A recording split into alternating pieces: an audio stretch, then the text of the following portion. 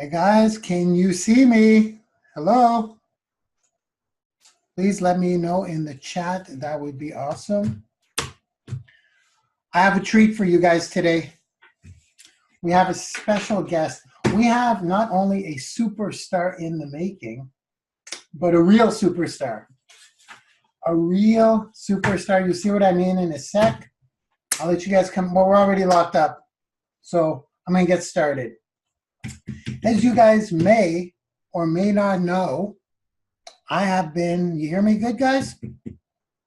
I have been working with a handful of people. This is the third victim that I have that we are launching into the marketing and personal branding stratosphere. So today, I will be introducing to you all Michelle Tyler Paris. I had to look at the name Michelle. Michelle's in the back. She can hear everything I'm doing right now. I'm going to give you guys a brief intro. It was an amazing week. I learned a lot from Michelle.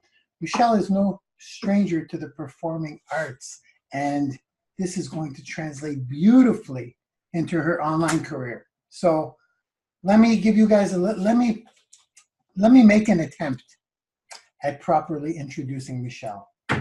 Ooh, I hope I do a good job. Michelle Tyler Paris is a mother of 4 beautiful children, 3 girls and 1 boy. She's from South England, so if the reception is a little choppy, guys, please bear with us. We will get through it. Her passion is drama, dancing, singing, so I can totally relate. Drama, dancing, and singing.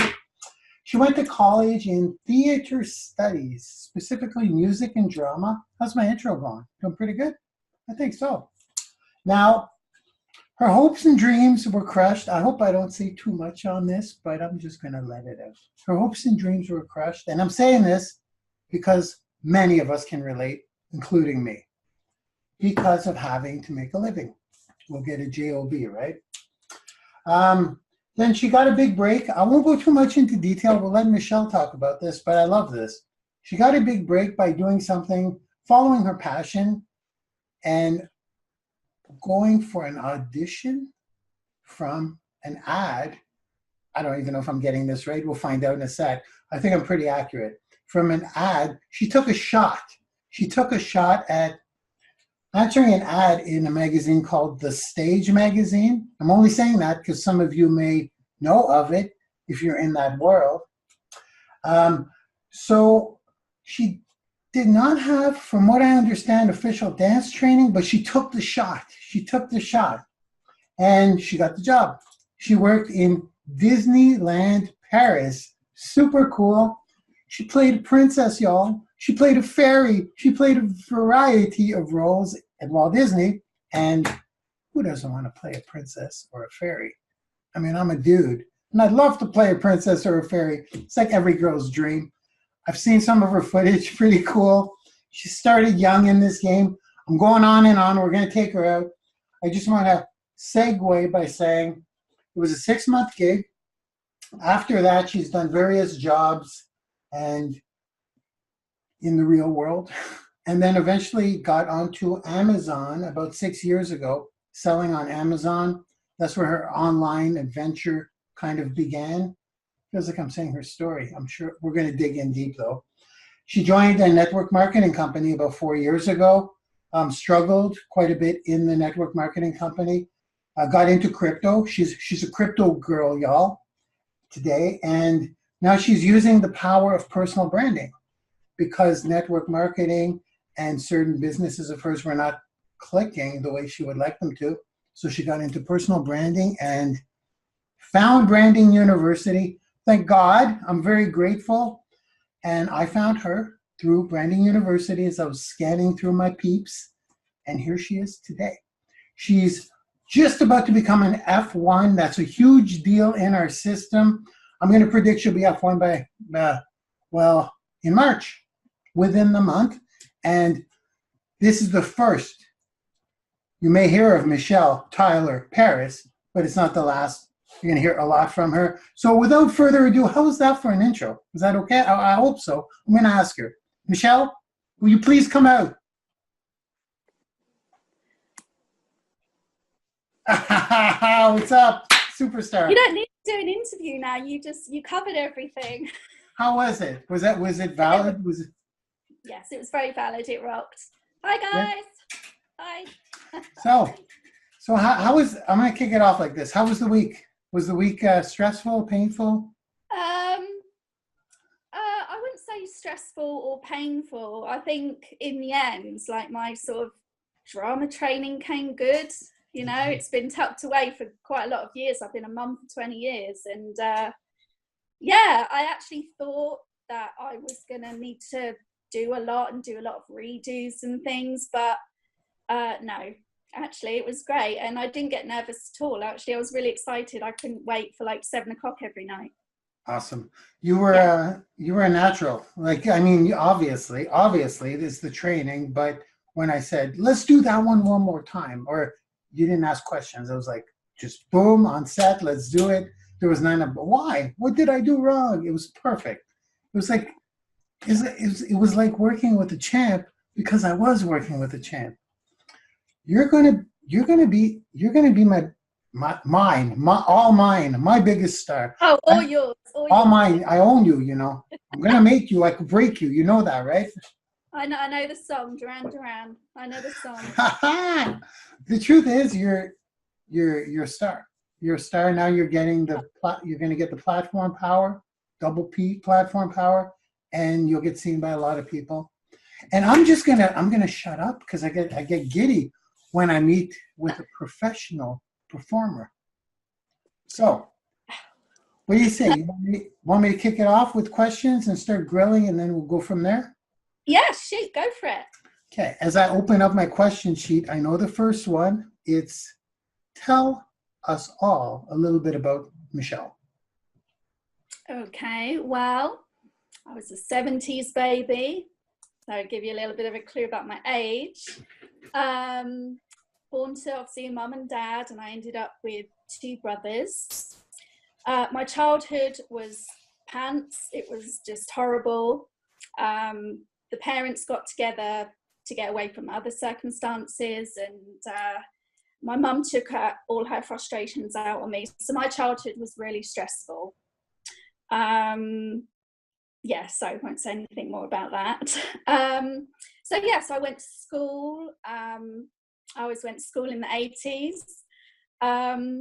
And I loved so much music. I loved music.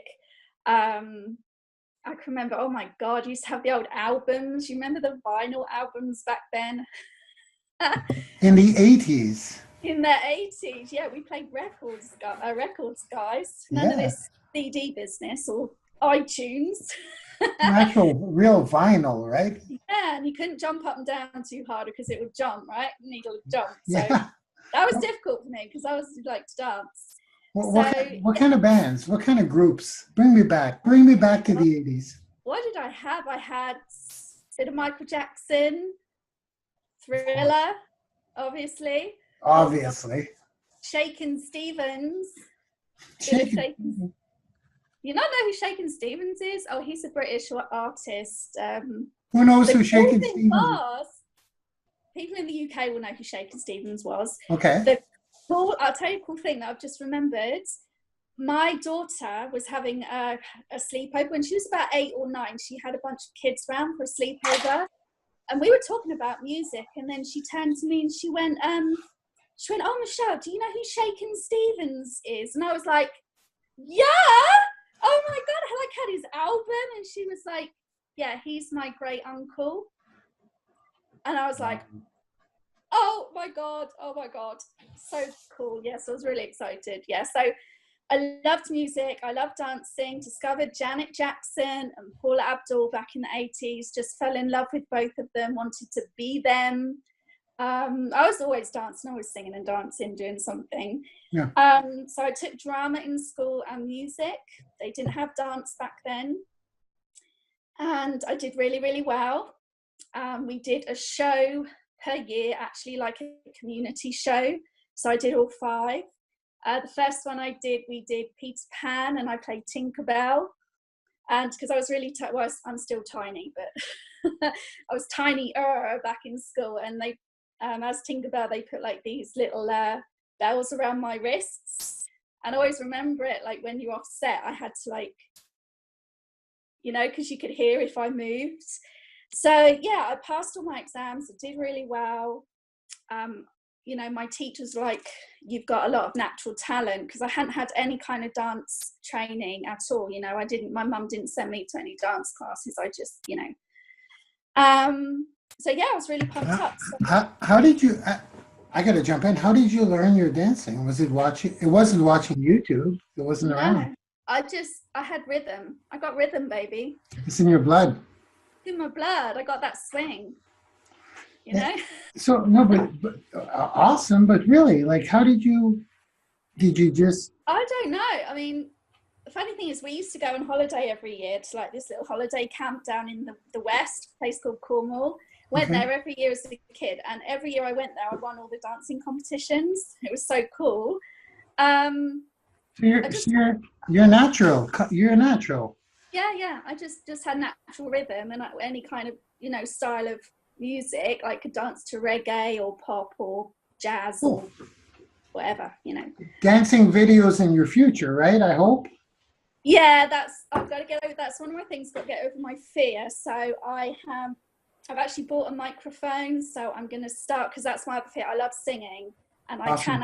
I can actually sing. Not as good as you. Well, it's hard to beat me. Maybe we'll do a duet sometime. Yeah, cool. Bit of jazz. Okay. Bit of Sinatra, because I know you like him. I do. You do? I do. So yeah, so those are my things. I need to face my fear. Anyway, because I did do some auditions, singing auditions when I was younger. I don't know if you guys have heard of Steps. You guys, did you get Steps over there? No. Anyway, I went to audition for them, but my singing, just my nerves, I would absolutely just freeze in fear. So yeah, so that's something I need to. I thought about that. I thought, yeah, get my microphone and I'll just video myself. Well, you're doing this. You're put it out there, you know. You're killing this. Yeah. This will be seen by over 60,000 people by Thursday. Not to put any pressure on. Oh no pressure. No pressure. Okay, I'm loving this. So anyway, so I passed all my exams at school.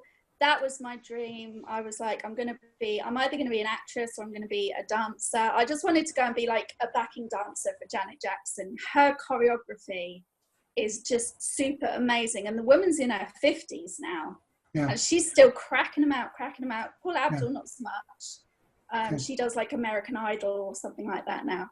Yeah. But yeah, oh my God, that was my focus. That was my vision. That was where I was going.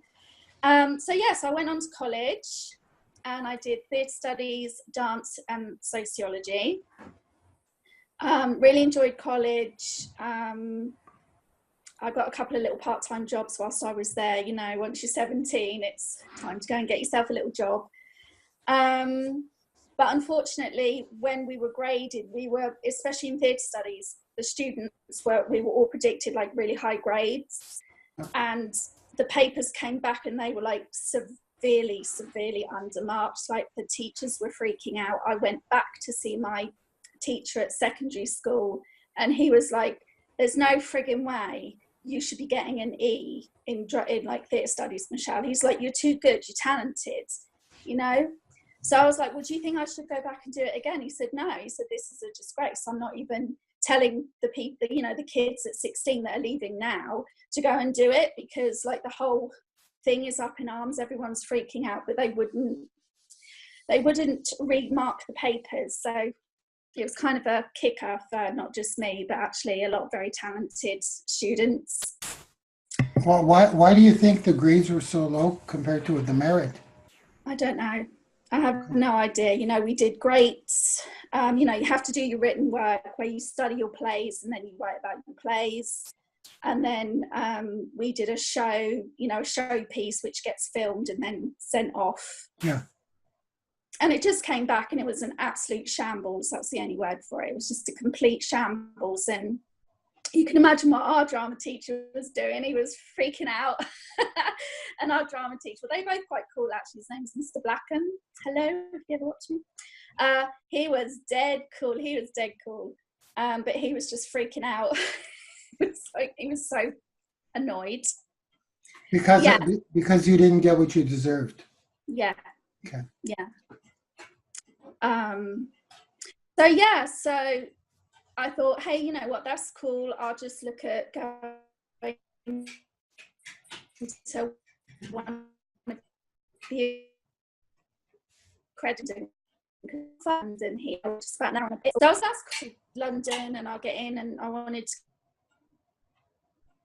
Okay, you're freezing up. Dance schools.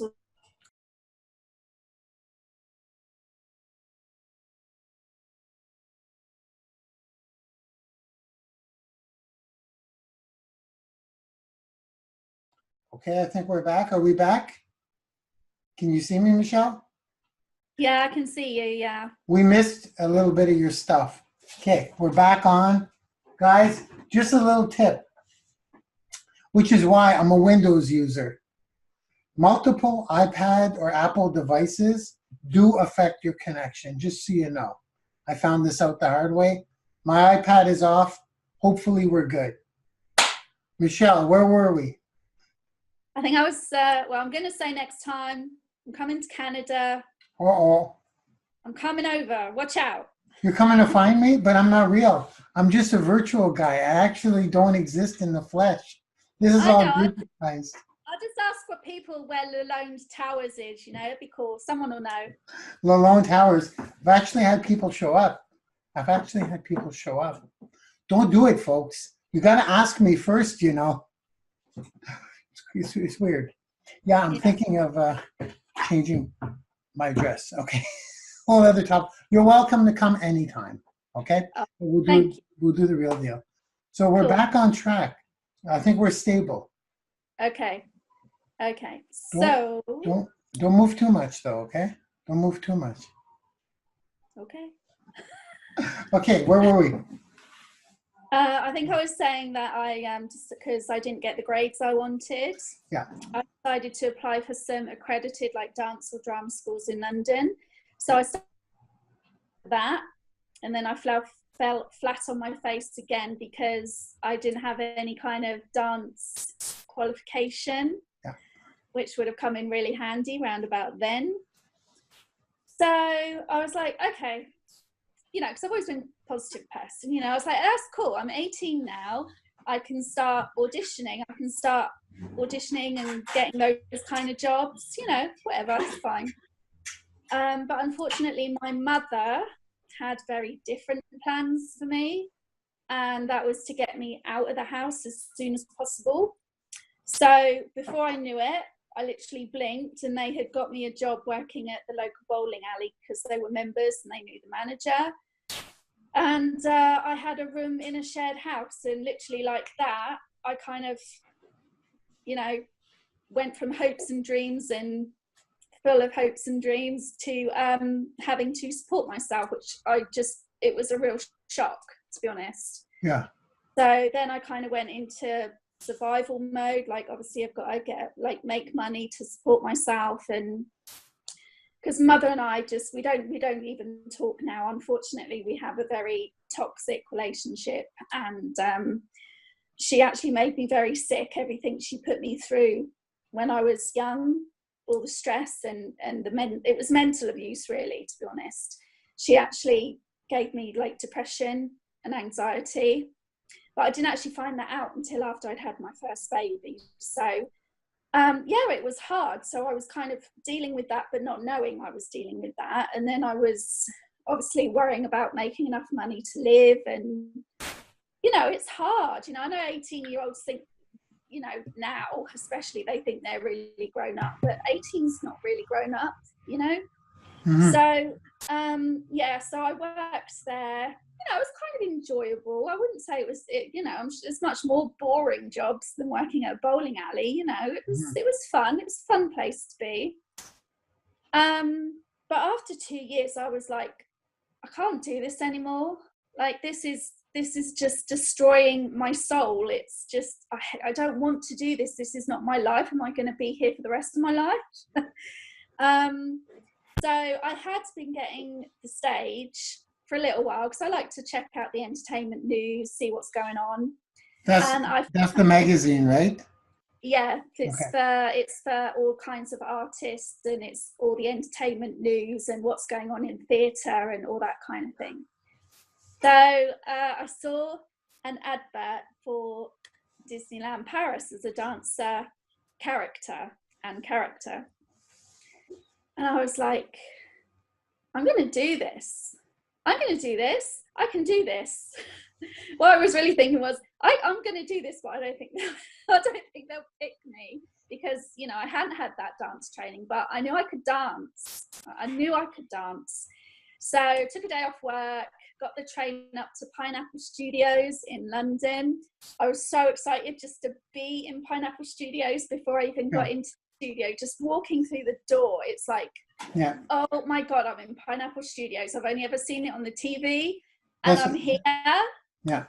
That's where I auditioned. That's where I got my first dance audition, was at Pineapple Studios. Oh, wow. Hey. No, I couldn't resist. Anyway, so they taught us a little bit of choreography, and I was thinking, nah, they're not going to pick me, but they picked me, and I was like, oh my God, they picked me, and I was so excited. I was so excited I got this job, and I was going to go to Paris. I mean, Paris is beautiful. And yeah, all the way back home on the train, I was just completely elated. I was on cloud nine. I was so excited. I had 6 weeks to wait before I went. And I came back to my parents because at that time I'd actually moved on and started doing a little bit of temping, you know, where you go in and you do some really boring office job. I'd moved on from the, you know. So I went and told my parents, and all I was greeted with was, well, you're really stupid.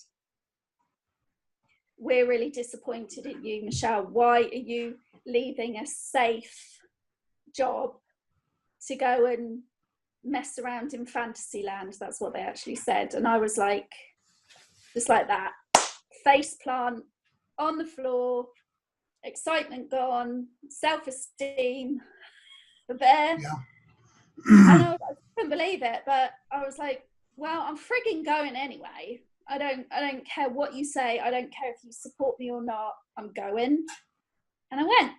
And I had the best time, hands down, of my life. It was amazing. I had my 21st birthday there. Oh, it was just awesome. It was just awesome. That's doing the Disney thing, right? Yeah, I was dancing in the parades. I was Princess Ariel for summer 1995. Awesome. Yeah, I was the Blue Fairy in the Electrical Light Parade. Now, she's very important because she leads the Electrical Light Parade, and she comes out first. And it was just awesome. And then I did various other characters. There was Mickey's Magic Book, which is just like this huge mechanical book that opens. And I played one of the mice. And I was like, you know, this was actual costume. I was one of the mice from Cinderella, and I did all kinds of stuff. It was just amazing. It's an amazing time in my life. So it was a 6-month period? Yeah, it was a 6-month contract. And you were 21? Yeah, I was 20 when I went, and because I turned in June, so I had my 21st birthday, and I was there with all the dancers. And just outside Disney, there's the nightclub that they call Hurricanes, and it was just really cool. I was there with all my friends, and a lot of my friends were dancers as well. So, you know, we just had a good old boogie and a few drinks, and it was like an awesome birthday. So we're going back 10 years. About 10 years. Go back a bit further than that, Mark. Stop being nice, you know. But I guess my point is there's a lot of takeaways in this. I should probably, can I inject a couple? Shoot. Because I don't want to take over, but there's a lot of takeaways there. So Would it be fair to say that, like, in that 6 months, going back 10 years, let's say, you still remember that as like the best time of your life? I do. I was child free. Yeah, but it's It was just that freedom, and I love dancing so much. I was just really happy every day. I was like, oh my God, I'm in Disneyland Paris. I yeah, can get on the tube and I can be in Paris like that, and I can walk down the Champs-Elysees. As dancers, we used to get together and walk down the Champs-Elysees and go to Haagen-Dazs, and we'd sit on the Champs-Elysees, eat ice cream, and it was just like, wow, it was just so amazing. It's kind of like a dream, you know, you couldn't believe. yeah, I'm like, I'm sitting on the Champs-Elysees and yeah, let's go to yeah, the Eiffel Tower and yeah, stuff. yeah. You were like, it's like you were living in your passion at that moment, right? Yeah, yeah, I was totally elated the whole time I was there. Like, Yeah, I don't think I got upset once about anything. It was just awesome. You felt yeah, like you're in another world, you know, because the Disney was like our park. When you work there, you can go in and out whenever you yeah. want and go on the rides. And they had an event. They opened Space Mountain when I was there, and there were loads of celebrities there. Yeah? Like Yeah, who? it was an exciting time. Yeah. Anyone Uh, I would know? uh, Dustin Hoffman, Oh yeah, the actor. Yeah, legend. he was there. There was a few people, English people, that you probably wouldn't know. Oh, Gosh, I can't remember. Keith, this guy, Keith Chegwin. He was actually there reporting. I don't think you know who he yeah. was. He's a nice guy, and yeah, So, that's all I can remember, to be so, honest. But yeah, it was a crazy time. so living your passion didn't feel like work, right? Oh my God, no, absolutely not. I couldn't wait to get to work every single day. I was like, I want to get up, and because you get there and then you get in your costume, and it's kind of like when you're going out, you know, you get ready, get your makeup on and whatever costume you're wearing. And then because I Yeah, did Princess Ariel, I had the wig. It was the most beautiful wig, you know, the red one with the yeah, flick, yeah. really nice and long. And then I just used to sit in the boat with my Prince Eric and just like, it was That's so so awesome. cool. That's so. See, these pieces of you are what's going to attract a lot of people to you. This is how this works. Not to hog the space, but we connect with people because of the people. They're going to teach us what they're going to teach us, but my ultimate goal, in case you guys didn't know, I love online marketing because it's a necessity in business, and it's super fun when you can get whatever your stuff is in front of the right people. That's awesome. But personal branding, the whole goal of it is to have the person do what they love to do. It could be a job, a career, a niche, but it can also be a passion because that's still a niche. When they can do what they love to do and monetize that and teach others, really teach others to do what they've done with their passion, that's the passion. That's freaking awesome. And That's the power, definitely. that's the power. And you make a lot of you can do very well by teaching people how to monetize their passion, for lack of better words. And what I like about what's here we go, pitch fest. What I like about what's coming out in the new platinum blog and brandinguniversity.com. Why would you listen? The new blog is exciting me because I'm realizing in this game that people are connecting with me because of different things that they can relate to in my life. Different things, like my singing, for example, that's a joke. But my different interests and passions are really the source of the connection with a lot of people. Because so many like-minded entrepreneurs out there, aspiring entrepreneurs, it's becoming the non-choice thing. It really is. The world is kind of gravitating towards start thinking about how you can create the you economy where you have your own income. So only talking about that, work from home, it's not going to cut it. You got to share pieces of you. And I love this because the way our new blogs are going to be set up is there could be a whole section where Michelle shares her passion about dance. And that's going to connect with all the dancers. And then as she's living her passion, I got to say this. Gary Vee said, when someone asked Gary Vaynerchuk about what niche should I go for, and his answer just hit me. He said, go in the niche of you. Be you. You are the niche. Just share yourself out there, and then apply strategies to different skills, because you may be passionate about online marketing. That's going to attract those people. You may be passionate in this. So I love it, because when you lived your passion for those 6 months, how do you think it would feel to wake up in the morning and share things that you're passionate about while you're building your audience, while you're making money? Like, isn't that the dream?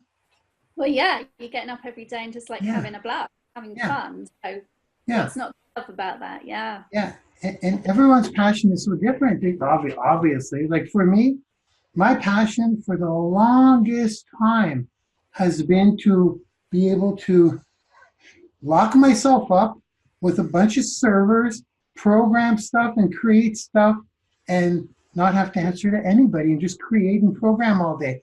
It seems geeky to many, and make money hand over fist while I'm doing that.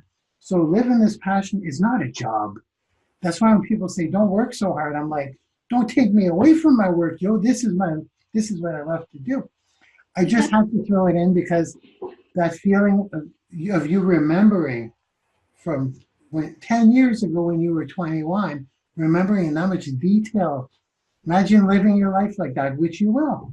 You're right about there. Okay, did I interrupt enough? Oh no, Mark, just keep going. You got the floor. It's awesome. I'll let you continue, because there's this story continues. Yeah, so that was excuse me, that was just a 6-month contract. So I ended up coming back to London, and I was in a relationship at that time, and he decided that like he wanted to come back to London. He had family in London, so we moved back to London together. I got a job working at IBM in Greenford, so that was great. It didn't take me long to find a job. I actually thought that I would struggle a little bit, because I'd been kind of out of this country, but now I got a job working at IBM in Greenford. That relationship ended, and that's where I met my daughter's dad. So we ended up getting together, and then not long after that, we ended up having our first baby. Congrats. Thank you. Yeah. So just went straight into motherhood. Congrats, I think, right? Yeah, this is a touchy one for me. Congrats. Yeah, definitely. Yeah. Of course.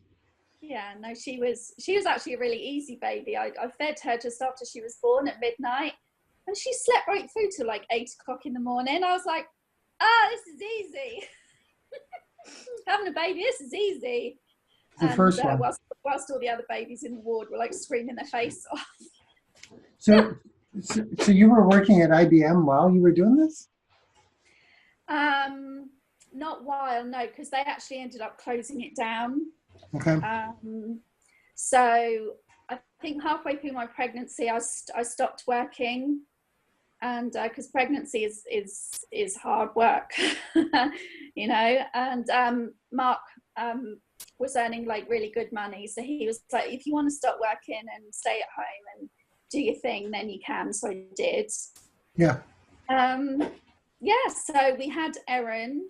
We ended up moving back down south, because Mark didn't really like it. It was kind of West London, and it was a bit grubby, and it wasn't the nicest area, to be honest. So yeah, we moved back down south, and we had another 2 daughters.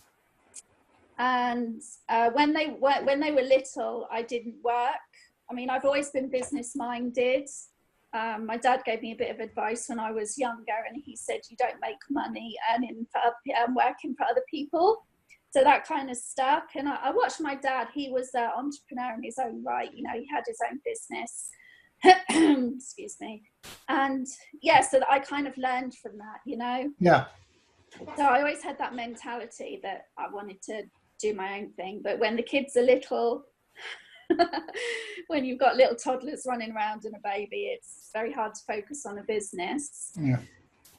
So I ended up breaking up with Mark, oh gosh, a long time ago now, about 13 years ago.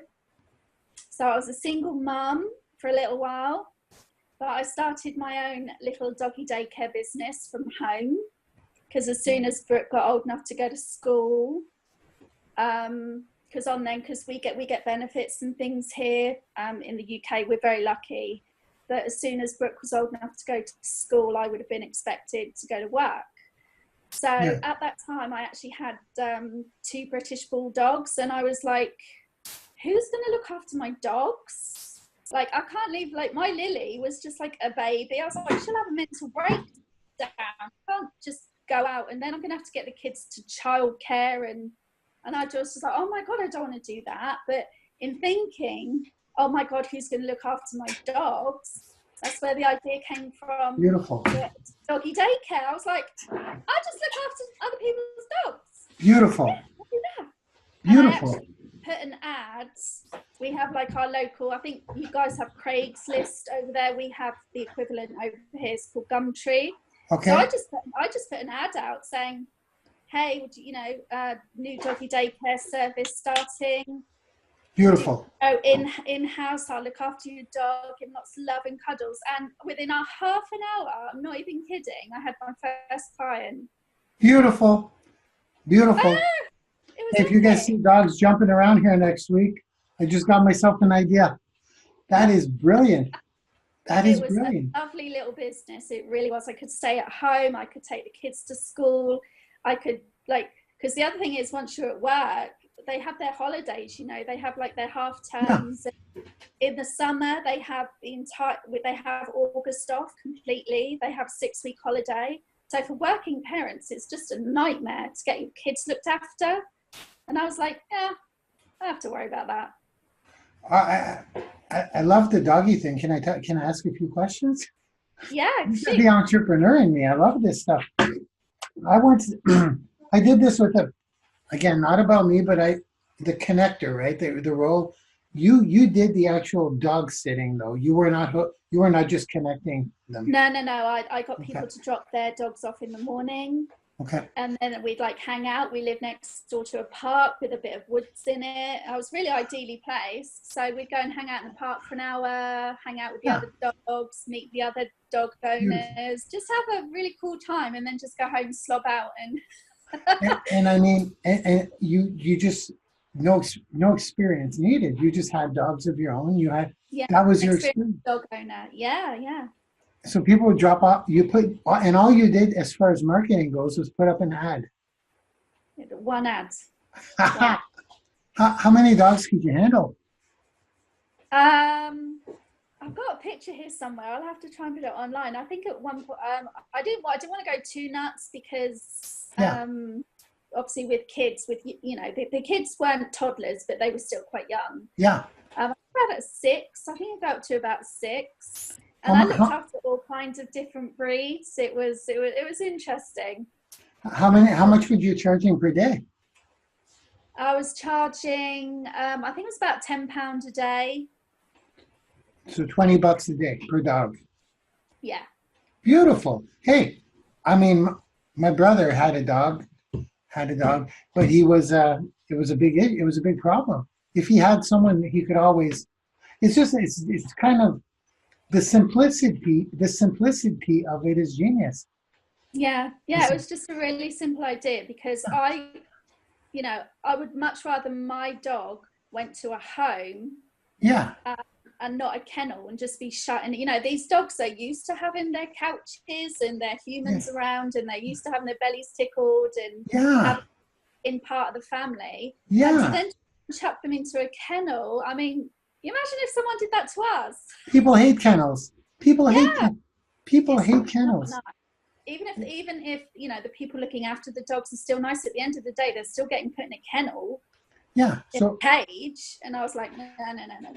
So if you were to kept running ads, I mean, heck, if you put a Facebook ad the way we market, you could just fill it up as much as you want. It's I did have my Facebook page and I did okay. promote it in all the local buy and sell, Yeah, but eventually word got out and I yeah, got a lot of business on, you know, because I was good.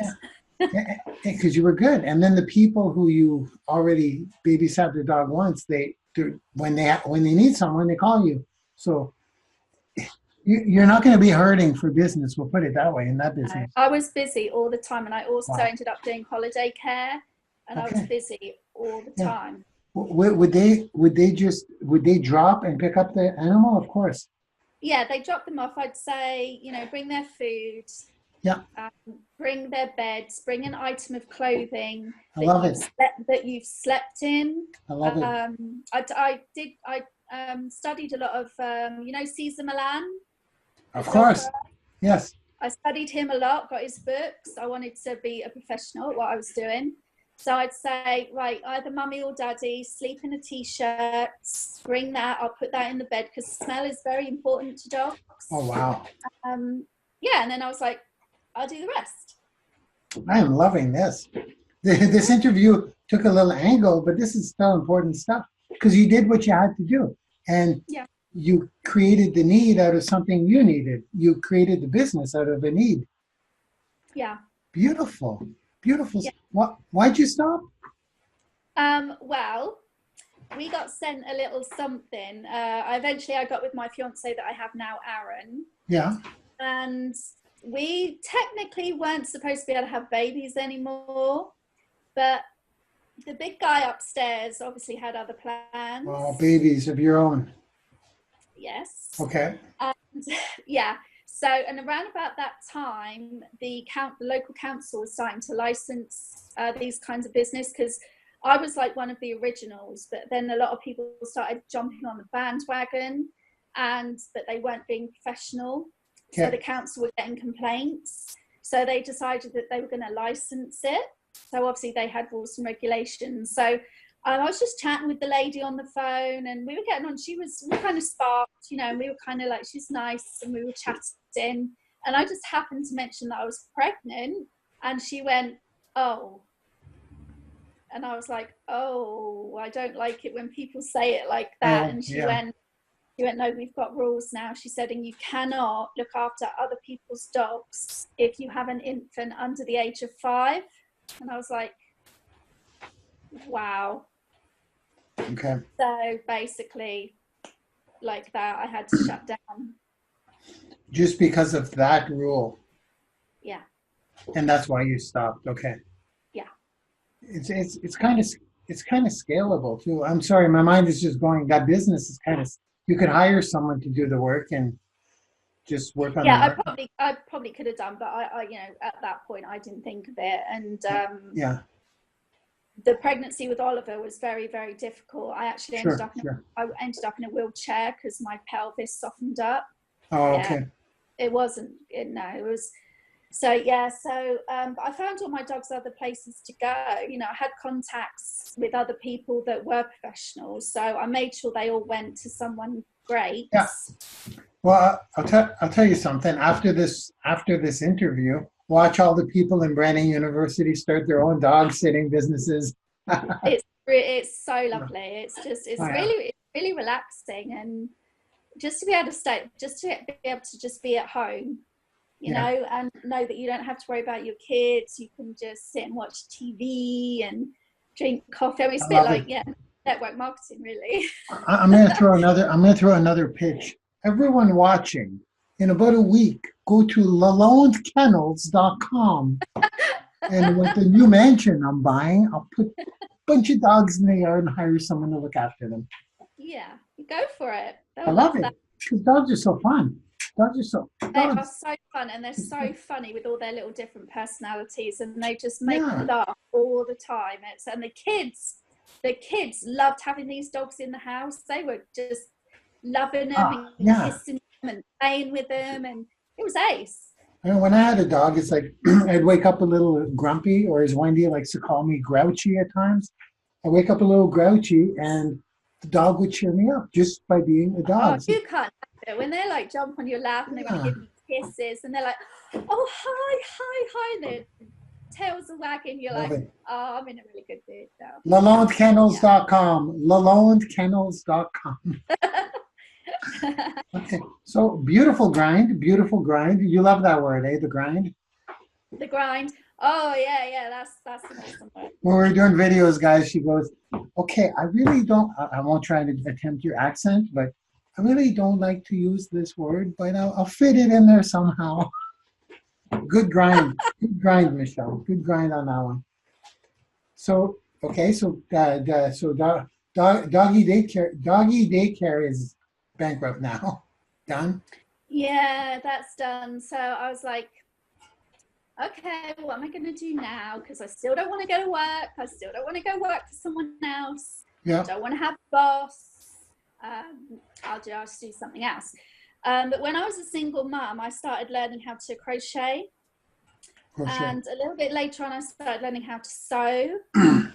And so I can't actually remember how I got into it. You know, I looked on Amazon and I was like, I wonder how much this stuff kind of goes for, you know, like wool and haberdashery and all this kind of, there's so much different stuff involved in sewing. And I was like, I wonder like how much that is. And so I went and did some research and then I went and looked for wholesalers in the UK. And so I was looking at all the facts and the figures and I was like, I'm going to do that. So well, you're an entrepreneur. You're an entrepreneur. Yeah, I was like, I can do that. So so I started around 2007, I think that was, or something. And it was going really well. It's going really well. I was making good money. So here we go. Business questions again. So you would actually sew the products? Like what would you sew in crochet? Well, from my wholesaler, I could buy wool. Okay. And you know, that is all you use in crochet. It's like knitting. Yeah. I can't knit for toffee. Terrible at it. But crochet, I'm awesome. Okay. So that just takes wool. So I could get that from a wholesaler. Yeah. And things with sewing, I mean, gosh, there's a million things you use in sewing and tools and so it's like sewing boxes, sewing baskets. The wholesaler just had everything. So I was just like, I'm going to sell that. So you were not crocheting stuff and selling the stuff. You were selling the supplies. Yeah. Oh, beautiful! Even better. No labor. Yeah. It was a buying and selling business. The arts and craft movement is huge. Yeah, it is, isn't it? It's a huge market.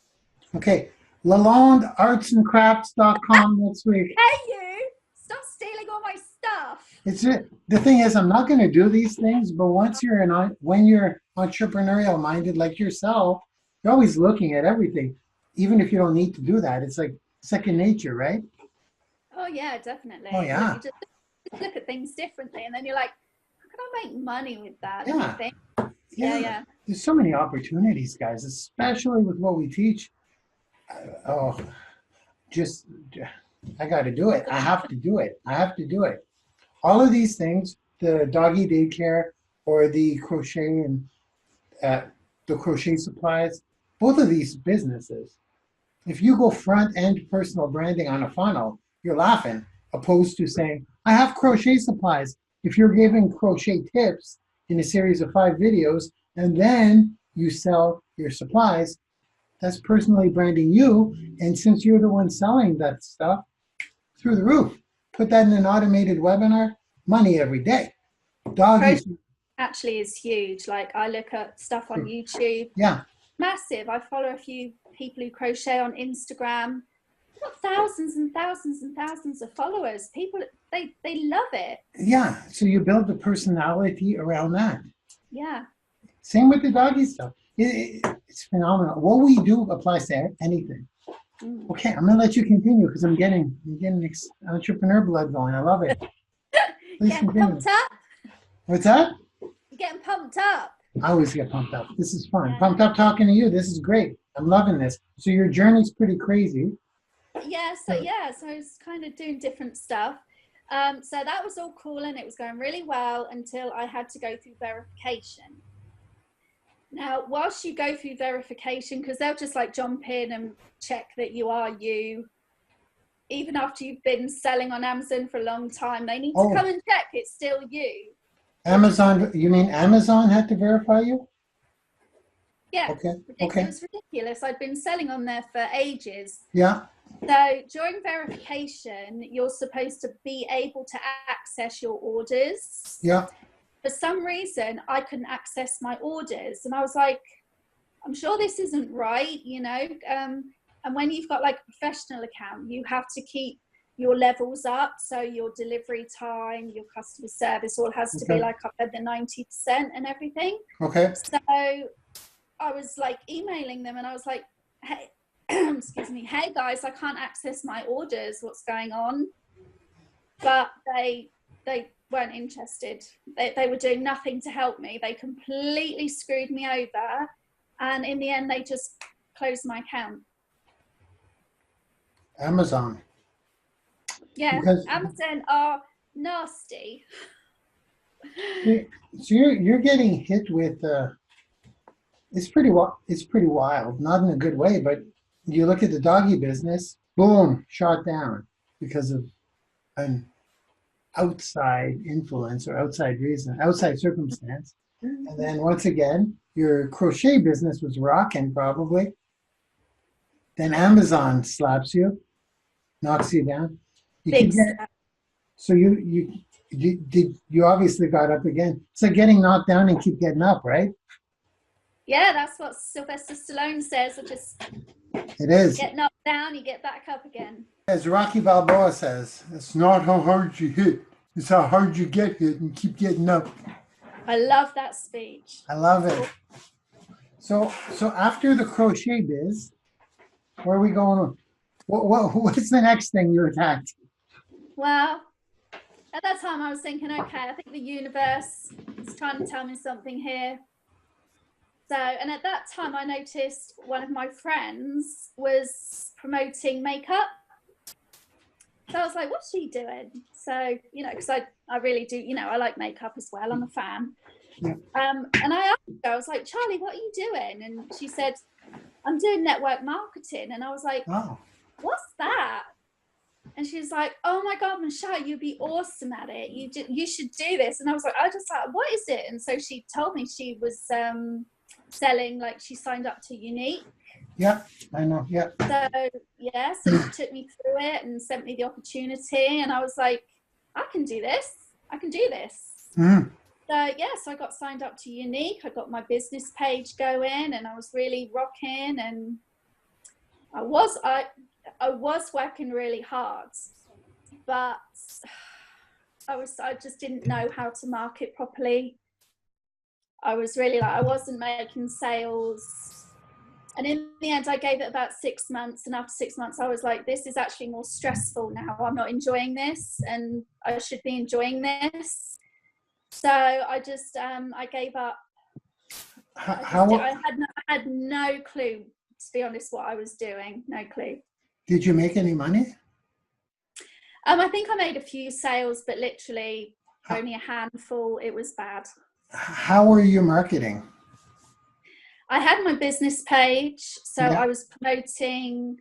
I kind of did the same as I did with my doggy daycare page. I was promoting it in all the like buy and sell groups, but I just wasn't getting anywhere, and that really frustrated me because I am a hard worker, and I was spending a lot of time like trying to think of really creative ideas to get people's attention. It just wasn't working.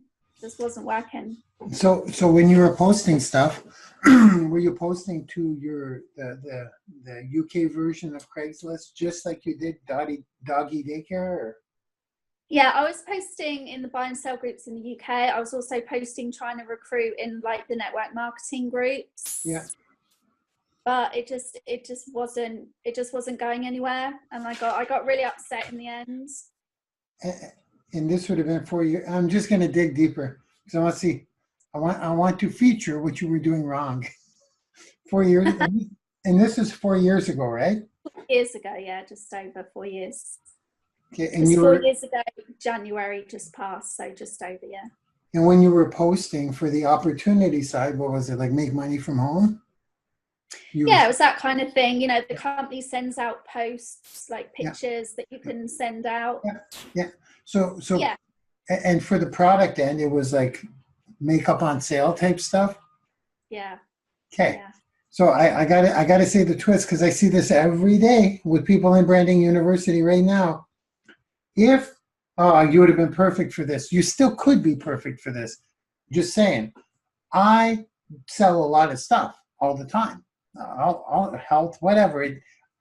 When you know how to personally brand yourself through educational videos and then pitch to in a webinar, it's a game changer. So, for example, in the same groups you did, and I know you're going to agree because you're in the biz now of personal branding and online marketing, but instead of saying makeup for sale, let's make those eyelashes look fantastic, or whatever the image is, it's like 3 steps to making your eyelashes look fantastic.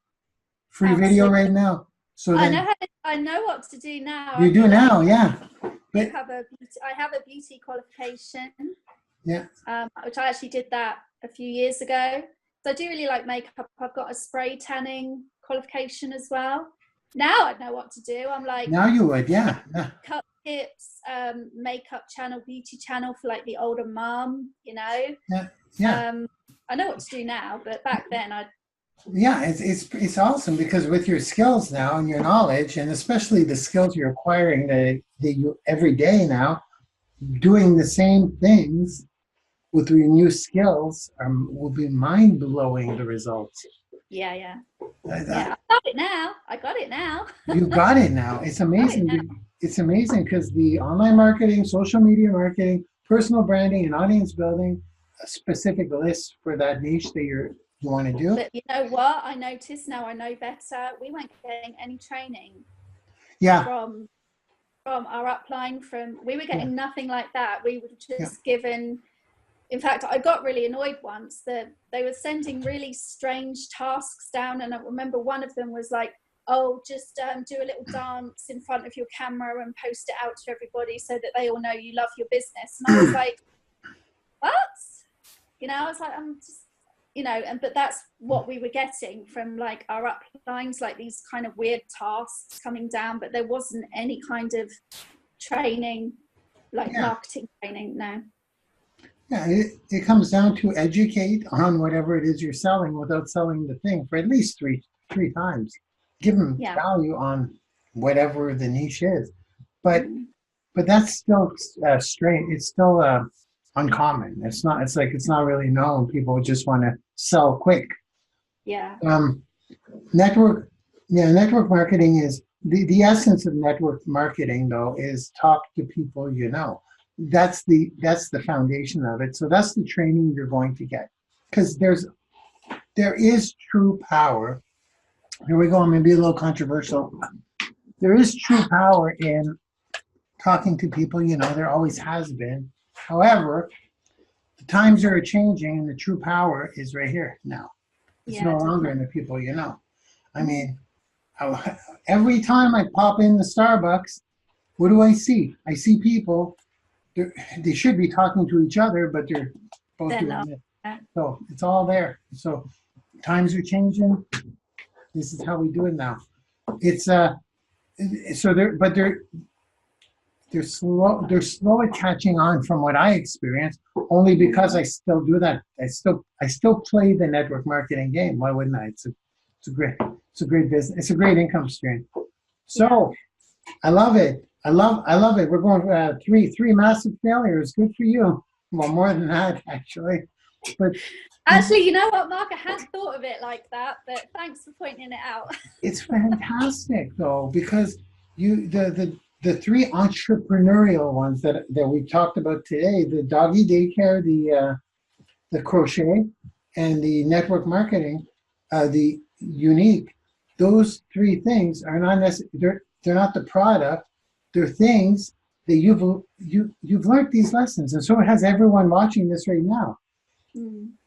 So you could open up a doggy daycare thing. Let's just say if you did, you'd know about the children issue. So These are things you learn, and maybe they don't directly apply, but every little failures along the way, they totally apply. When someone pitches me on something, I'm like, okay, have fun with that. I kind of know what you're going to have to go through. You know what I mean? Yeah. Same thing with the Amazon stuff. Same thing with the network marketing. Just going direct. Beautiful, beautiful so far. I'm loving the failures. I actually am. So after Unique, we're coming on in here. I don't think I'll have many more questions because they're all interlaced. But on your journey, after Unique, after not making any money, is that what discouraged you? Yeah, I was getting really stressed out because when I do something, I like to do well at it. Yeah. And I like to succeed. So when that doesn't happen, that for me does really affect me. So it just became stressful in the end and really upsetting.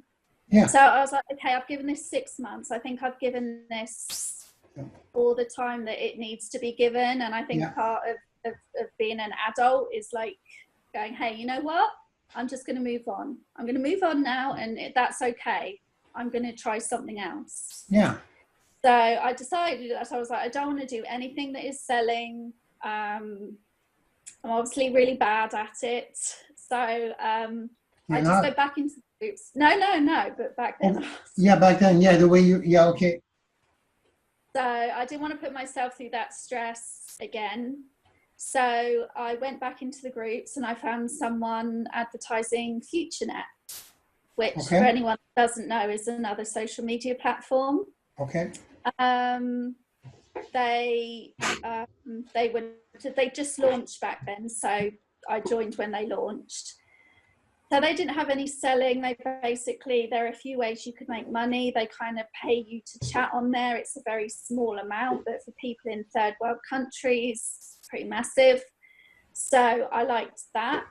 They had a matrix and they had a traffic exchange with a rev share. So I was like, okay, cool, yeah, I can do that. So I started building my team. I did actually do really well. I got a lot of people onto the platform, so I still have my team in FutureNet now. Cool. Yeah, so that was really awesome. And I started learning from the leaders. There's 2 guys here in the UK who are been doing it for a long time, a couple of decades at least. And I was kind of watching what they were doing, and I consider myself very lucky because there's a lot of scamming that goes on in the groups. It is a really big issue, actually. So I kind of looked to them and I kind of watched them and watched what they do. And that's why I discovered crypto, because they were using Bitcoin as a payment processor. I didn't want to use it at first. I was really scared of using it. It was something new, brand new, never heard of it before. And it's kind of funny because I used to get my sponsor to buy my ad packs. I'd be like, can I just send you some money in PayPal? And she was like, yeah, that's cool, I can do that. But then eventually my team started saying, Michelle, I'm a bit scared of Bitcoin. Can I send you money and can you buy my ad packs? And I was like, oh my God, I'm going to have to learn this now. I'm really scared. But I got on YouTube. I looked up Bitcoin. I looked up Bitcoin wallets, blockchain. And I was like, well, actually, this is really easy. Yeah. So I went and got myself completely educated on Bitcoin. Yeah. And but then I started teaching my team how to do it as well. So yeah, I'd rather they were independent and every time they wanted something, they weren't asking me to do it. Because I'm like, you're not learning anything. Yeah. If you're just sending me money, I mean, super easy. Anyone can do that. Yeah, it's amazing what being resourceful will do, eh? Yeah. For me, crypto for me, I had in a half day, guys. No, I'll give it a full day, 12 hours of intense research. I knew it inside out. One day from nothing, crypto. Yeah, it's not difficult. It's super easy, really, to be honest. But up here, I was like, oh my God, that's really difficult, and I don't think I'm going to be able to do that. And I was scared. Of it. What I find in resourcefulness is that one video will lead you to another. Then learning a little something will lead you to another. Then after a period of one full day of researching and studying, researching that topic, you're going to be at a level, if you do that for a full day, at a level in any topic Yeah. that's beyond what you thought was possible in even a month. It's unbelievable. It's so cool. You can just get on YouTube and Boom. I mean, everything's on there. Anything in any kind of topic that you ever want to learn, someone has done it and they've made a video about it and they put it on YouTube. Yeah, absolutely. Everything. Yeah. Everything. It's so cool. And again, if the value up front is the free value up front is, because I bought a crypto course, because with all the free stuff up front that I was learning, the avenue where I learned the most for free is who I bought from. Yeah. Pretty much. And then I'm like, whoa, one day, guys, I knew it. So same with Michelle, figured it out by free resources, right? Or did you buy any courses? No, I just got on YouTube until I understood it. So now you're a crypto queen. Hashtag Lady Crypto, y'all. Lady Crypto, y'all. So you're still doing that. You are doing that. Yeah, I'm still going. Yeah, I've been buying a little bit of crypto every week for a few years now, and I'm currently in a business that has several passive opportunities. Yeah, no, I haven't stopped. Crypto's awesome if you're sensible. Yeah, for sure. Is the so how did you? So now we're segueing into personal branding, right? And doing videos and that kind of stuff. No, I wasn't doing videos at that time. Okay. I went because the market kind of moves a little bit when you go in the groups. You see, there's like trends. Yeah. So crypto came in as a trend, and then it was crypto trading, and you kind of see it's kind of really interesting to just kind of watch the kind of posts change. Then everybody jumps on board. Yeah. So from there, I joined. I'm still in FutureNet. I'm still in FutureNet today, earning money.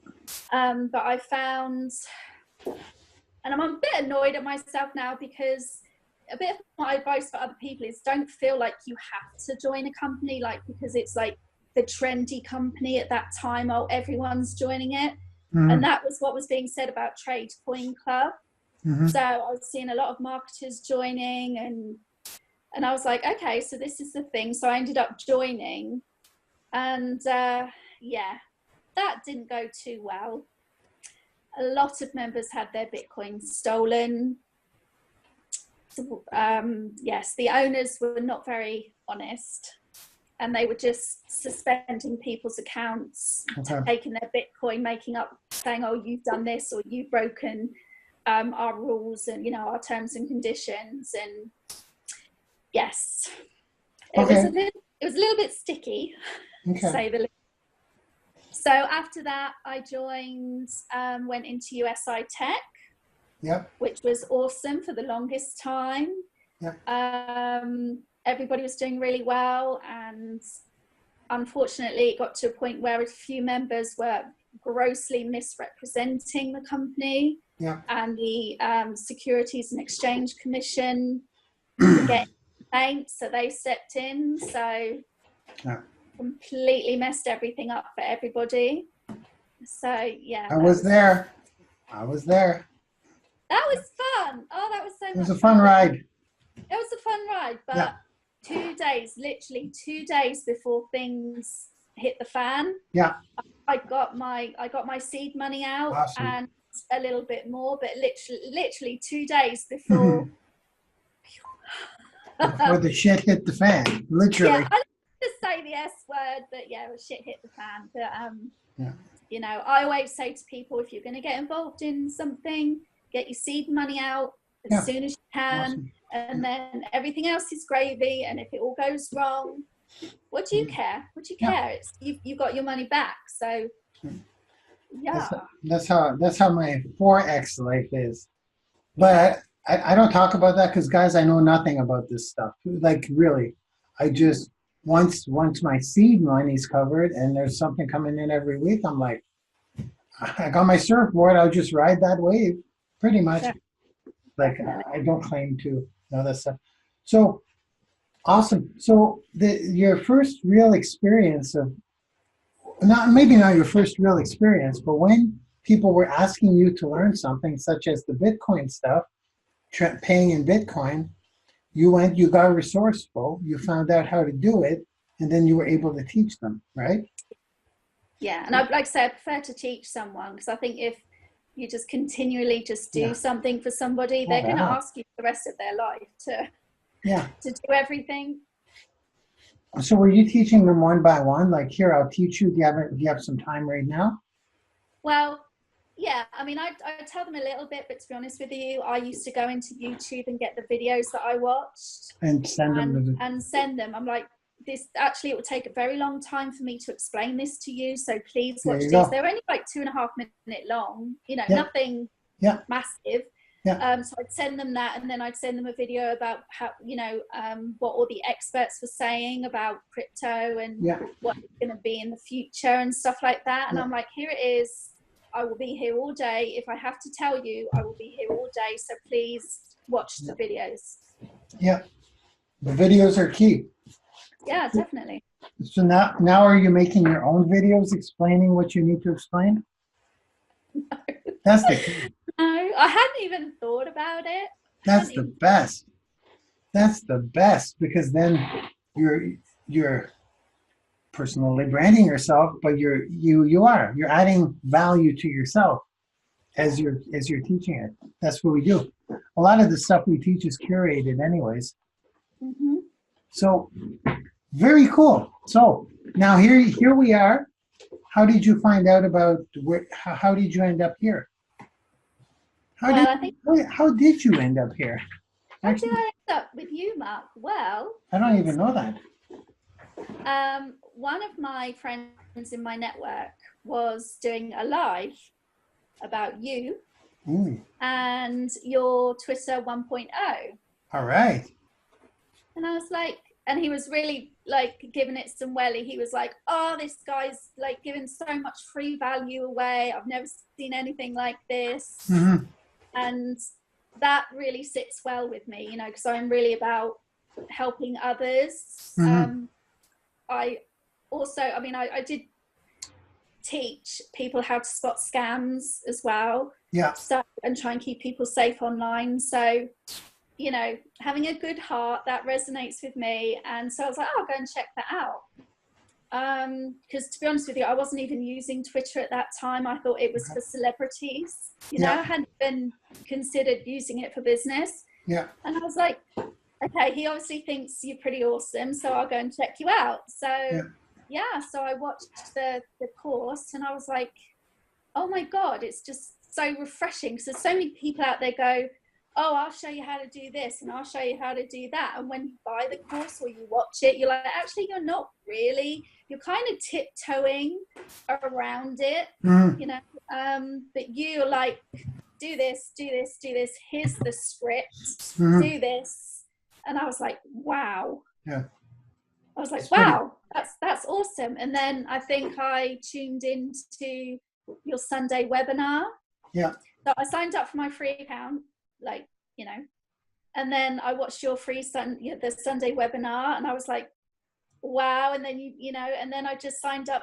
I upgraded to a platinum membership that night. Beautiful. The Twitter stuff is so powerful. It's amazing. And people just aren't teaching that stuff. I know.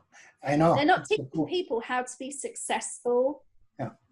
And that's the key right there, I think. Yeah, I love the fact that it brands you all the time, but the leads on demand in whatever niche you're in, it still baffles me. It still baffles me. And I'm talking. But I love that you gave the script as well, because a lot of new people come in and they're like, they'll be like, oh, I don't know what to say. Yeah, it's amazing. And that is a massive mental block. They're like, I don't even know what to say to these people. And you're there, you're like, here's the script.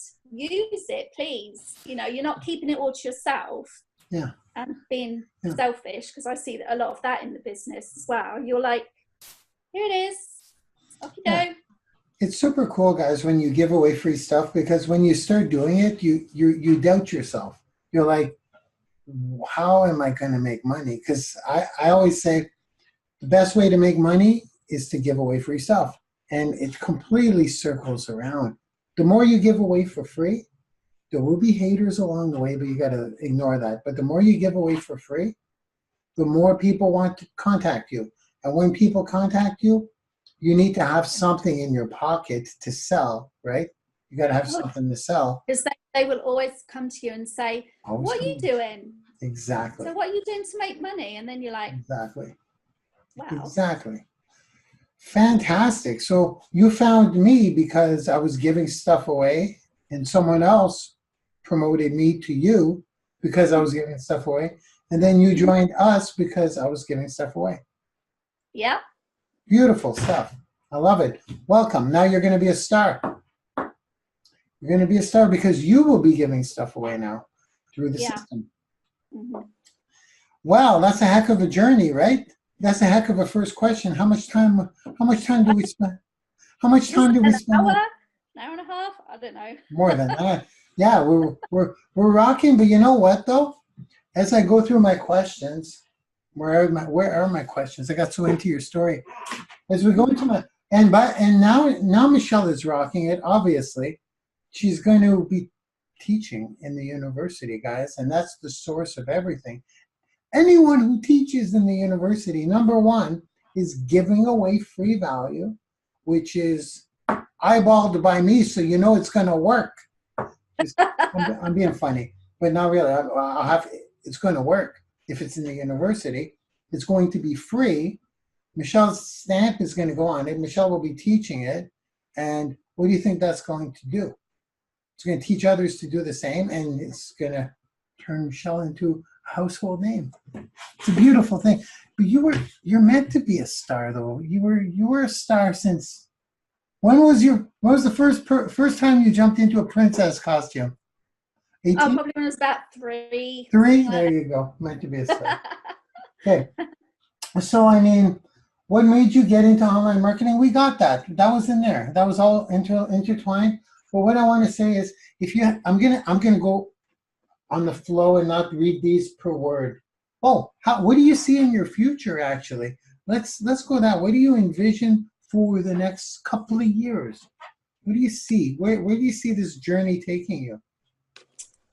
Well, I really want to be your first British professor. Yes. That's actually on my list of goals. So okay. I'm super excited about that. Okay. Maybe have my own little course, put something together. Yes. Really like to do that. Well, put me on. Let's do it like we do in the interviews. What I do is like when I'm going to. Here's a little tip. When I'm going to meet with Gary Vee and Grant Cardone, when they interview me, I'm going to put them on the spot when the cameras are rolling. I'm going to make them commit to it. And I say, would you consider? I did that with Thinkific. I said, if I generate $1 million in sales, guys, are you going to put me between Jean-Louis Dumas and Lewis Howes? Will you put me right in the middle? They go, if you hit $1 million in sales in 2019, we will do it. So I have it on tape. They can't retract. I saw it. I was like, wow. I'm doing it.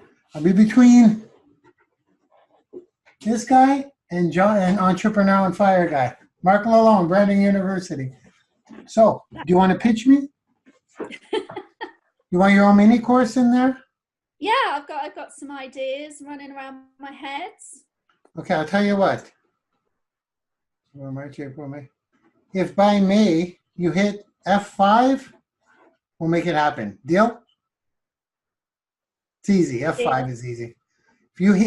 So everyone watching, if Michelle Tyler Paris hits F5 before, say the 1st of June, I'm writing it down, before the 1st of June.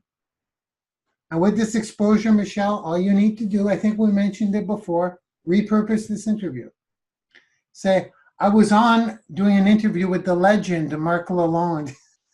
You want me to use legend? Is that your favorite? Legend, of course. No. Don't even say. Just say check out my interview. it may actually repel many people. Oh, that guy, I see him everywhere. Off.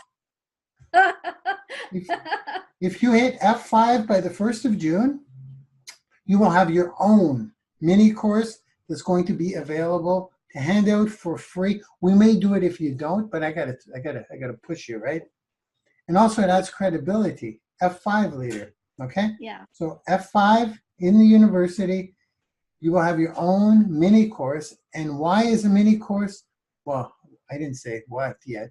A mini course is more valuable than a paid course in the university. Would you like to know why that is? Yes. Or can you guess why? Well, it's your free value. Well, because it's more eyeballs on Michelle. It's so many more eyeballs. Yeah, I've got a place in the university now, which I'm really, really excited about. Yeah, we have that now, but if you have a free mini course that other partners can give away, you're crushing it.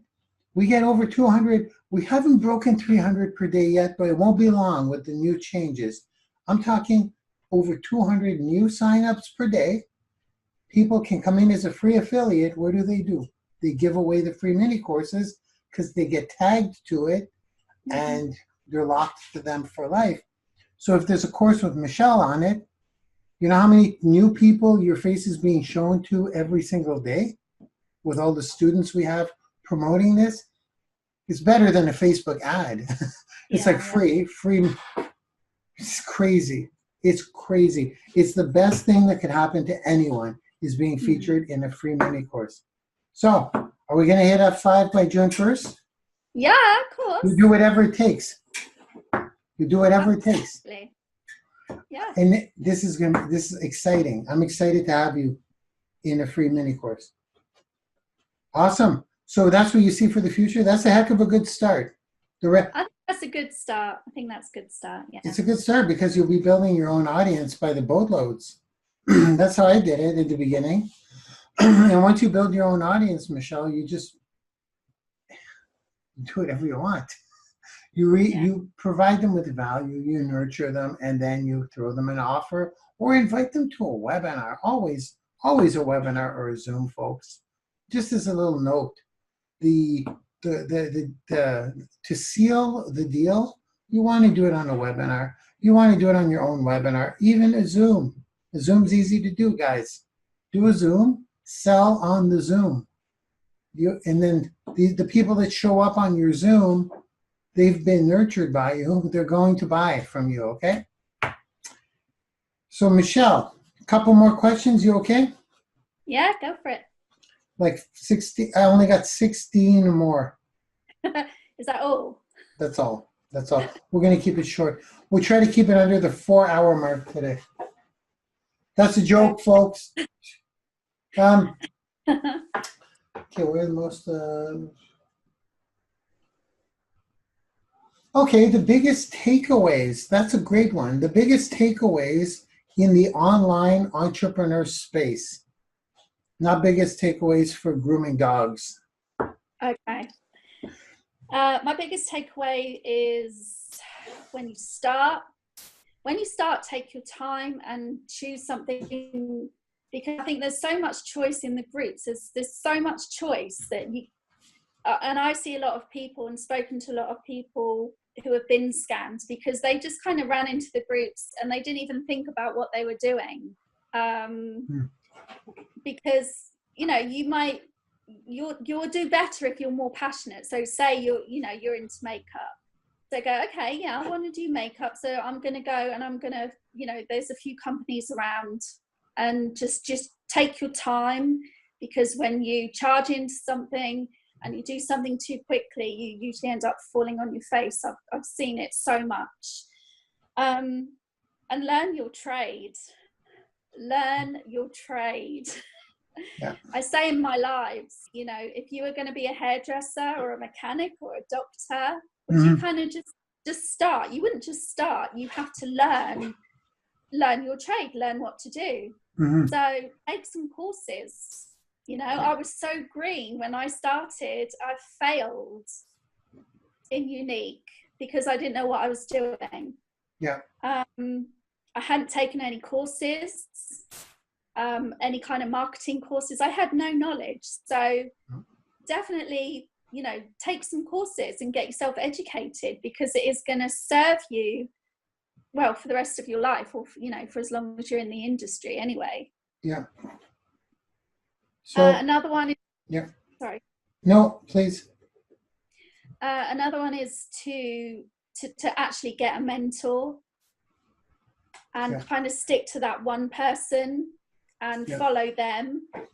Like, you know, obviously I've followed you, because jumping around from like person to person, it's actually really unsettling for you. You don't feel like, I don't know, it's just so overwhelming in your mind that because there's so much information out there anyway. I think if you try to follow too many people, it will just explode your brain. So I'm like, okay, I'm going to follow Mark. I'm going to watch him. I'm going to learn from him. And I'm not going to look at all the other shiny object stuff that's in the groups. And being able to just focus on that one thing has been really great for me. I've kind of felt like, you know, I put some roots down. Yeah. You know, and that's a good thing. Yeah. Those are three awesome takeaways. Definitely. Just to reiterate, I won't really throw in my 2 cents. You said it all. Take your time in what you jump into to avoid scams. You did that. You talked about scams for a very long time, didn't you? I've been doing lives about teaching people about scams, because once I learned how Bitcoin works, I would look in the groups and I would see all these scammers saying, oh, I can make you like 2-3 grand in a week. And I'm like, no, you can't. It doesn't work like that. Mining is very, very slow. It's very slow. But because people come running into Bitcoin, they've heard it's really profitable and it's a good thing, which it is, but they don't learn how mining works. So they just run in, they send people their money, and then they just get blocked on Facebook. And I'm like, for me, I get really frustrated, but I thought I need to do something about this. So I was doing lives several times a week, just teaching people how to spot a scam. It's not just Bitcoin. It's, to be honest with you, a lot of the stuff in the groups is a scam. Yeah. You know what, guys? It's getting really bad out there. I think it's getting worse by the day for scams. It is. It's really bad, because they just keep coming up with more ways to scam people.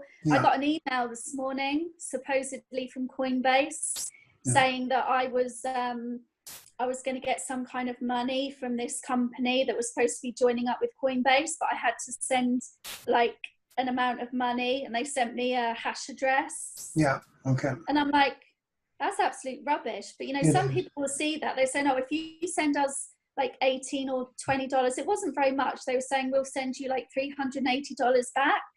Now, to me, I know that's rubbish, you know, but they come up with new ways all the time. They're good.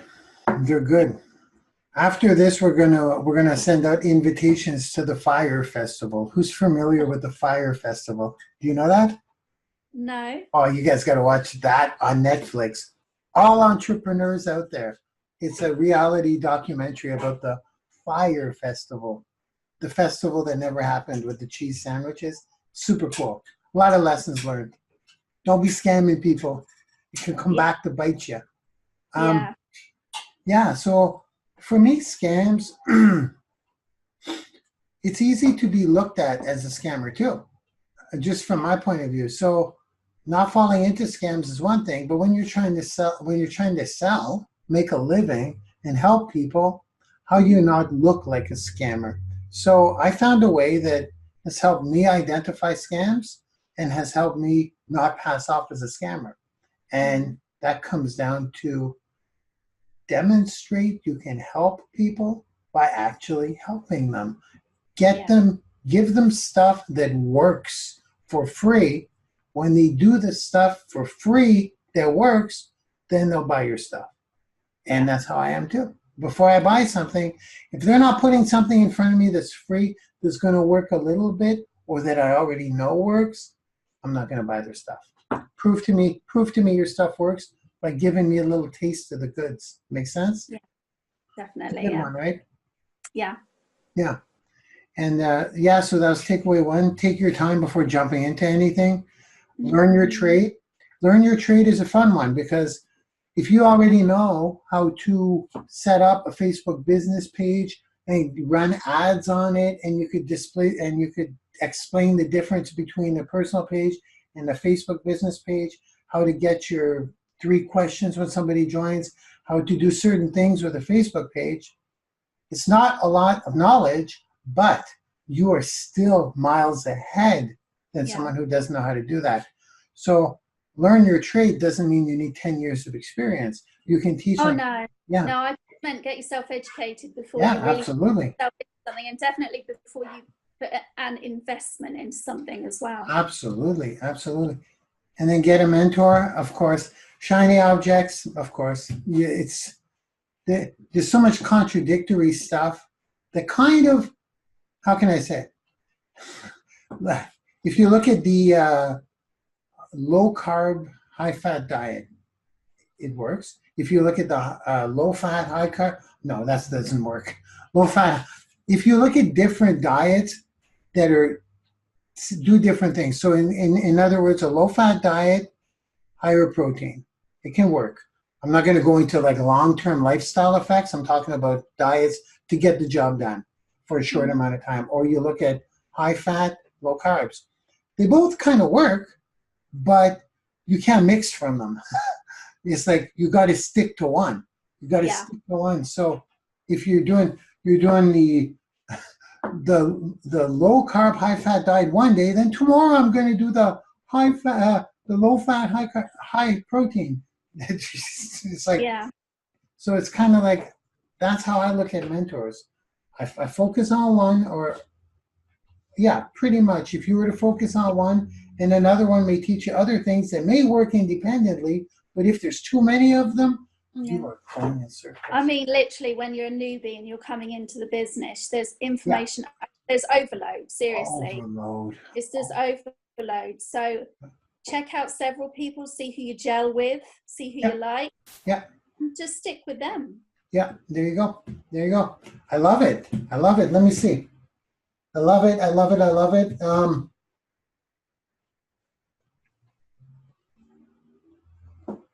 What advice would you give new people in this business? That's pretty well what you just gave. The takeaways. Yeah. I have written down a few more. Please do. Yeah.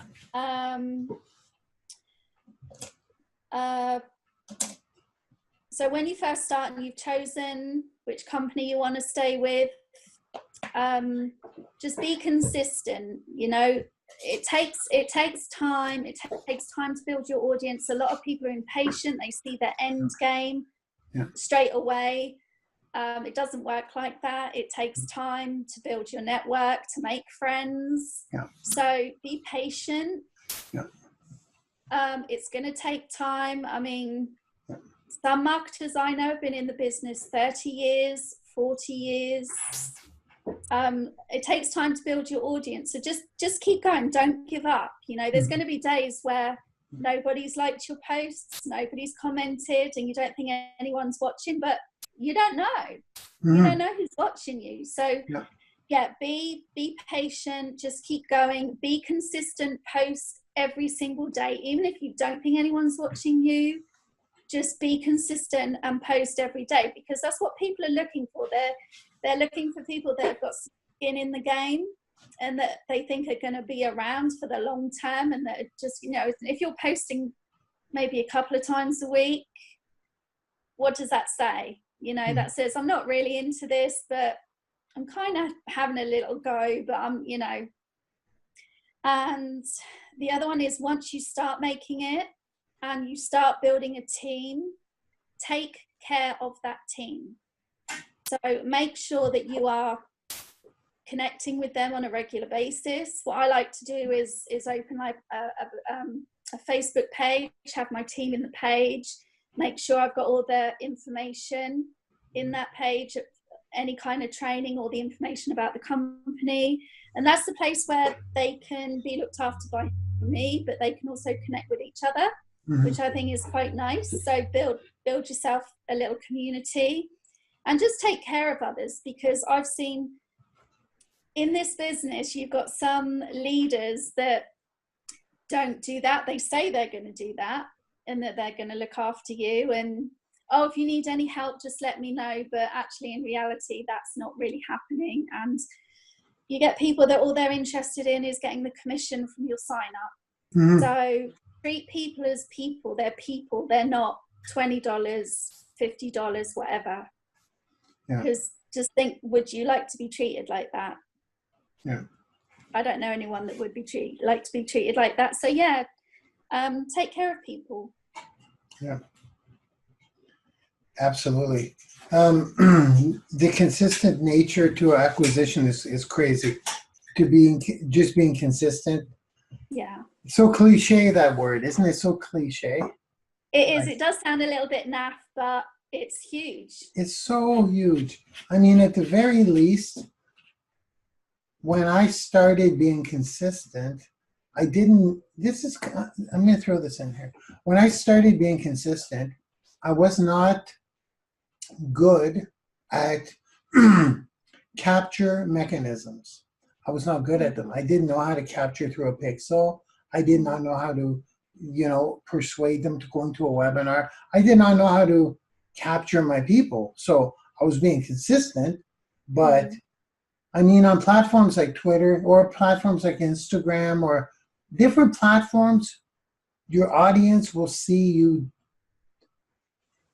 Different portions of your audience will see you. Facebook sucks, by the way, just so you know. I saw Brendan Burchard with 1.2 million followers running a live from his page with 1.2 million followers, and he had 210 people watching his live. I'm like, I was like, I couldn't believe my eyes.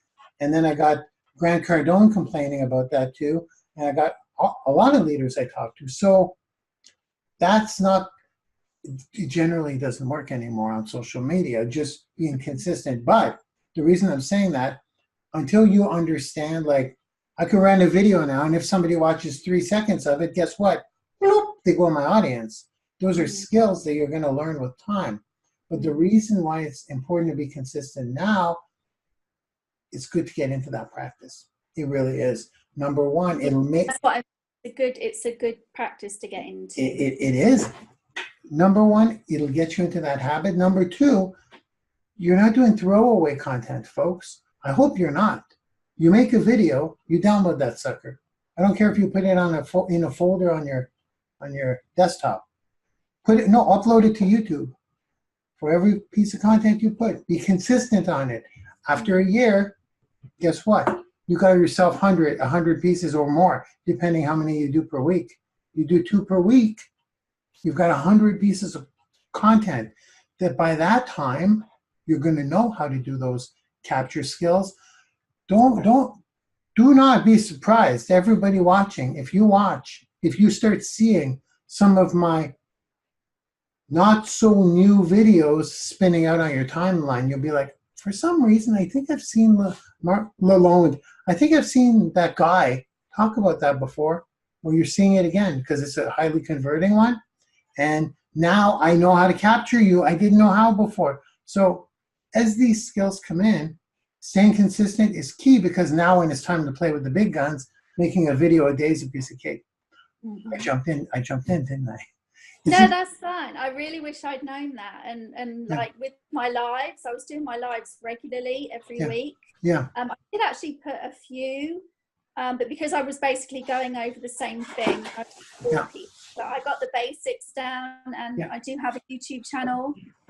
It takes time, don't get overwhelmed with all the technical stuff as well, because I think that can be a bit scary when you first start.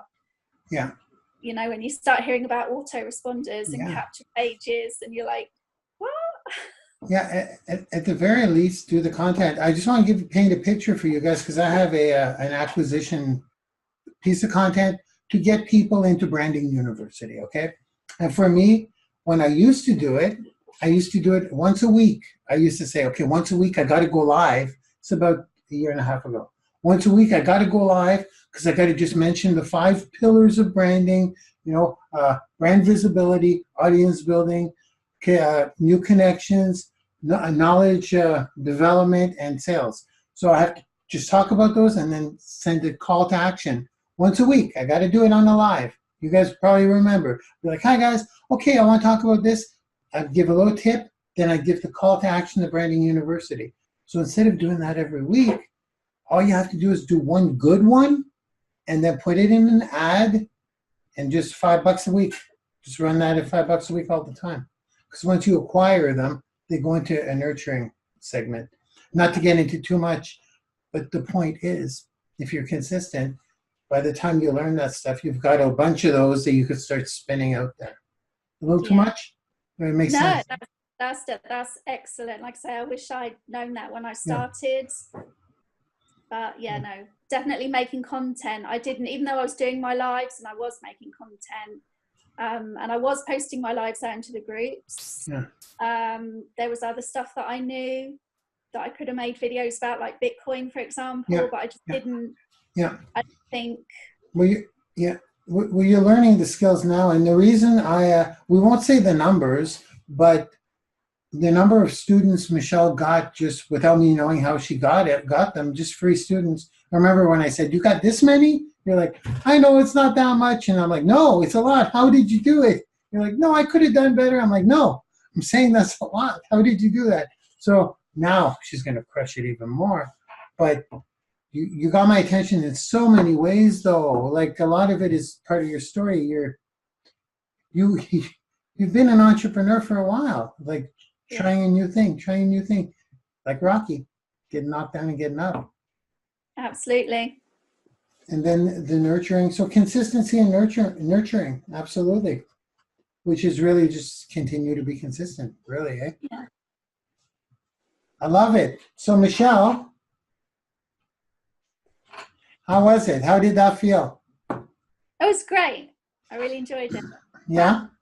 Yeah. It was awesome. So guys, Michelle is plugged in. Michelle knows what's up. Michelle's an up-and-coming star. You'll be seeing a lot more of Michelle, especially, well, not especially, you do now. She's in the game. She's in it to win it. So how can people get in touch with you, Michelle? Okay, I have a page on Facebook, which is Michelle Tyler Paris. Yeah. You'll find me if you look for rockyourgameplan.com. We'll take you to my blog. And if you look for me on Twitter and Instagram, you'll find me at Rock Your Game Plan. Rock Your Game Plan. Rock it. I love that. Yeah. And guess what we're going to run right now? You haven't. Run VT. Listen, you haven't seen the work. You haven't seen the final pieces of content on how to get out of a business rut, which is super cool. I see people talking about this topic. We were just talking about that as we were going into the production studio.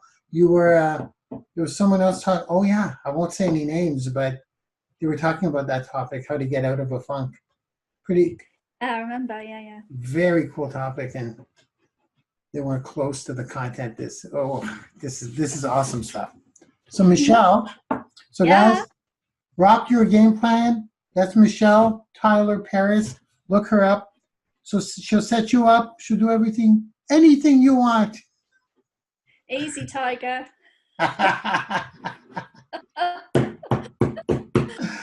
Okay, so are you ready to see yourself, the final version of your cut? I know. Okay, so guys, you'll see a lot more of Michelle. I'm going to plug it in. Have an amazing Sunday. Michelle, anything you want to add, or just say bye? Or thanks for tuning in, guys. Had fun. Hope you enjoyed it, and I hope to hear from some of you, or all of you. All of you. Okay. All of you.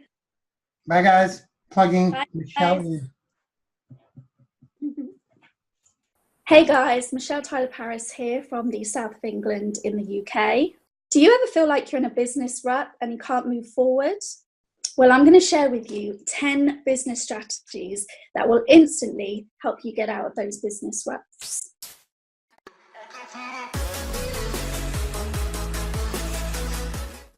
Number 1, you want to ask yourself the question of why you're in a business rut. Because sometimes it's not so clear, so you actually have to ask. When you ask yourself the question of why you're in a rut, what's causing the ruts, well, kind of magically, the answer comes to you. It may come back to you immediately. It may take 1 day. It may take 2 days. But you have to ask that question to yourself. Why am I in a business rut right now? Let me share a little story with you that happened when I first started my network marketing career. When I first started 4 years ago, I had no idea there were rules on how fast you were allowed to post in the groups.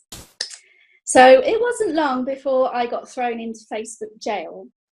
Now, I just started, I was really keen, I was working hard, I wanted to build my team, and I was thrown in Facebook jail for 1 week.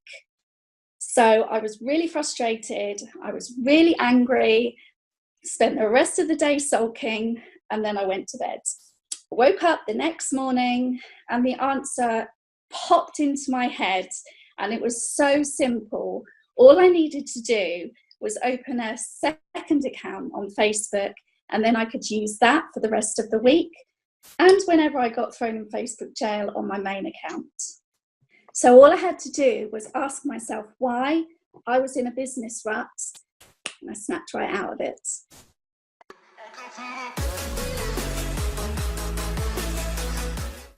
Number 2, what's your big reason why you're working so hard? What's your why that makes you cry?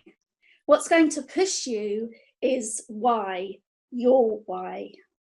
Now, I'll give you guys a little tip on this. The need to avoid pain is greater than the need to gain pleasure. So when you're thinking of your why are you building this business?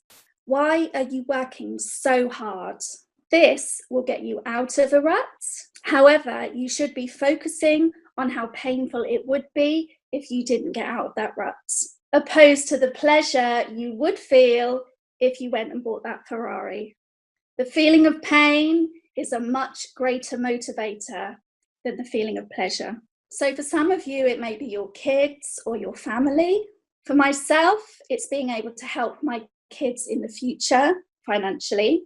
Also, my fiance has very damaged shoulders and he needs to stop working as soon as possible.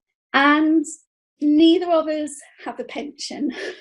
That is my why that makes me cry. I do exaggerate the pain in my own mind, and you should do the same. So when your why is so big and so strong and so powerful, you will snap out of that business rut like nobody's business.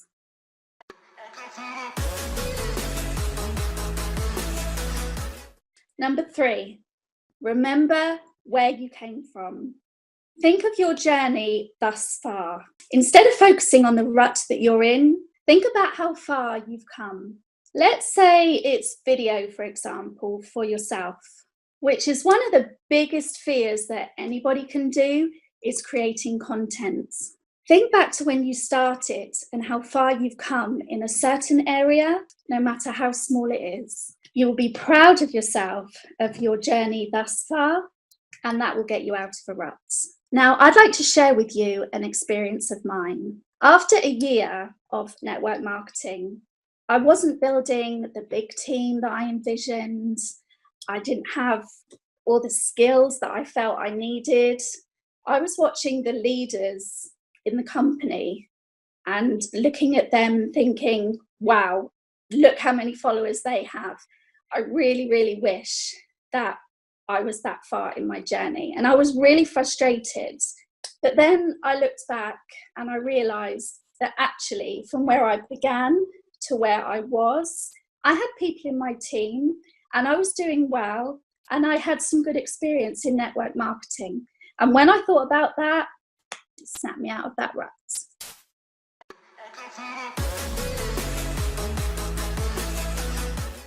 Number 4, move, change, or improve small things around. Whether it's moving a picture here, moving your desk there, or just reorganizing your office. Whether it's improving your brand's colors, improving your video skills, whether it's picking up a book and reading a chapter immediately and learning something new, that change, that movement, that improvement will get you out of a rut. For me, I like to change my books around, maybe move my flamingos around, so that it just gives me something fresh to look at. For myself, I'm really big on the improvements if I'm feeling in a rut. What I recently did to get myself out of a rut is I learned how to put text to my videos. So I learned something new by doing this. I also started doing a 30-day challenge, which gave me some fantastic content for my videos. Because I had moved, I had changed, and I had improved something, it made it feel exciting again. So by moving, changing, or improving small things, you're sure to snap out of that rut.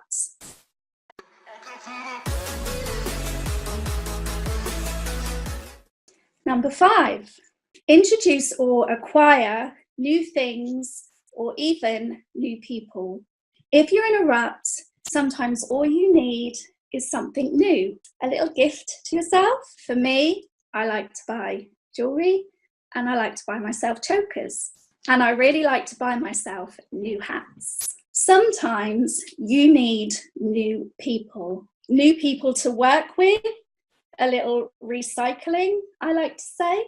For myself, if I'm feeling in a business rut, I like to acquire new people. In my business, I teach people how to make money with cryptocurrencies and how to brand themselves. I often feel like I'm in a rut because sometimes these people don't listen and they don't take action. As soon as I put my head down and start acquiring new people, I get myself out of that rut. I always try to remember that new blood is the lifeblood of any business. So introducing new things or new people is sure to break you out of that rut.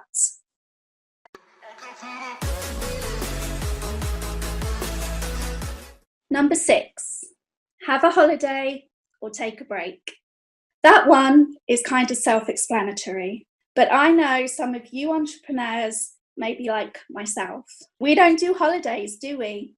Because we're busy grinding and hustling, right? Well, I got to tell you guys that it definitely serves you to take a break, even if you feel like you don't need it. It's proven time and time and time again to get people out of a rut. And me, yes, even me, I experienced that firsthand. Now I'll tell you a little bit about myself. I find it very hard not to work. I really, really enjoy the industry that I'm in, and I really love getting plugged into the business every single day. So taking a full week off work won't do it for me. However, Aaron and I like to take weekend breaks away a few times a year. So even though I feel like I should be working, just going on those few trips away a year breaks me out of that rut. So even if you feel like you don't want to go on holiday or you don't want to take that break, it will definitely help you get out of that business rut.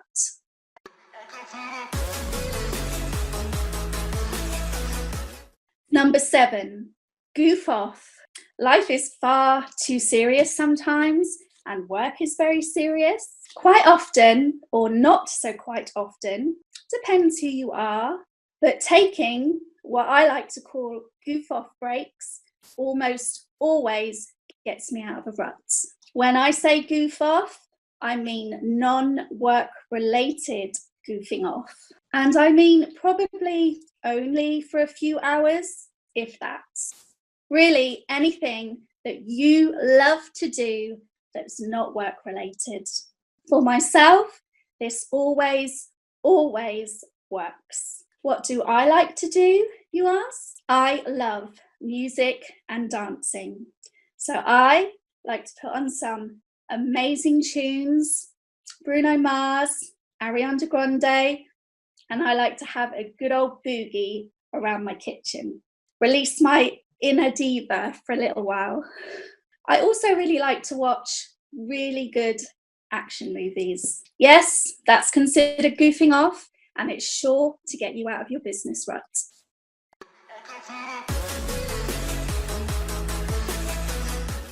Number 8, find a confidant. What do I mean by confidant? We always try to think positive, right? I mean, that's what we like to do. Sometimes we have stuff that is bugging the crap out of us. And I understand that we try to shift those negative thoughts into positive thoughts. However, sometimes it's good to let it all out.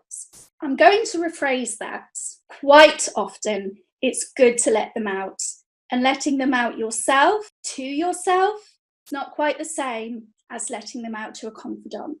So, in other words, find somebody that once in a while you can have a good bitch and complain with. As a matter of fact, just the other day, I had a good old moaning session with my fiance. I know it's not going to go any further than just us. So once I'd let loose, got everything off my chest, that rut was as good as gone.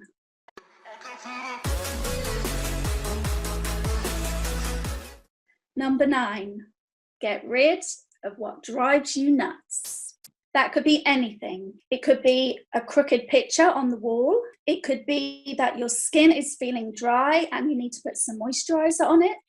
But more specifically, and maybe a little more aggressively, however, definitely rut destroying is getting rid of the people that drive you nuts. Yes, I said it. Yes, I said it. When people drive me nuts, I like to block them. It's not that I enjoy the action of blocking them. Well, maybe I do a little bit, but it's the fact that they're gone. And I know a lot of you agree with me, and you're just not saying it. A lot of people around you, whether it's on social media or it's in person, or maybe it's people that you're working with that are causing you to be in a constant state of a rut. There are 3 types of people that I regularly get rid of. Number 1 are my friends on social media. I just block them and then they're gone. So I can then just move forward as usual. Also, random people on social media, if I see them posting negative comments all the time, maybe it could be some politics that I don't agree with, or maybe it could just simply be that they're just being outright rude. Or it could just be really insulting people that I just see in my timeline. That often occupies space in my head, even if we're not friends. Such as someone who is always insulting the businesses that I'm in. That's just an example. Or someone being negative about the beliefs that I personally believe in. It sticks around and bothers me if I have to see that all the time. So I block them, I don't have to see them, and the mental rut is gone. I move forward and life is beautiful without them in my life.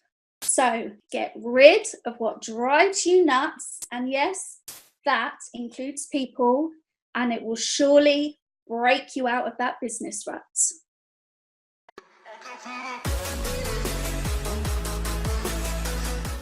Number 10, complete your incompletes. This is one of the most powerful strategies that I use to get myself out of a rut. We all have incomplete things just lingering around us all the time. I'll get to it, or I'll do it later, or I'll do that next week.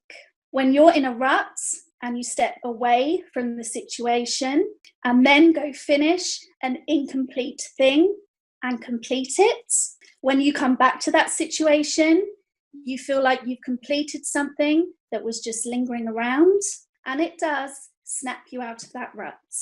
For myself, I like to have my lives written down and ready to go for the week. I like to make sure that I'm covering some great topics so that I can provide some value to you guys.